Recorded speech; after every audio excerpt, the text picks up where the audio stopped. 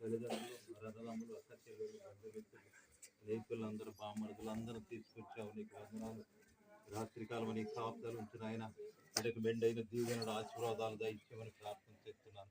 ఈ కుటుంబం నాయన, కుటుంబం కాదు, మాకు వచ్చిన అన్నదమ్ములు, అక్క చెల్లెళ్ళు, నా కుమారులందరినీ జ్ఞాపకం చేసుకో. కోడళ్ళు, మనవాళ్ళు, మనవరాళ్ళు ఆయన ఎంతగానో ప్రేమిస్తున్నావు. బామ్మరుదులు, ఎంకులు, ఏపురాళ్ళు అందరం తీసుకొచ్చినందుకు కూడా ఆయన ఈ రాత్రికాలం బిడ్డలకు అండగా ఉండు, తోడుగా ఉండు. కార్యక్రమంలో మీరు ఉండండి. కేక్ కట్ చేయించుండగా నువ్వు ఉండండి. కార్యం జరిగించండి. ఏ తొందరపాటు లేకుండా చేయండి, బలగించ లేకుండా చేయండి.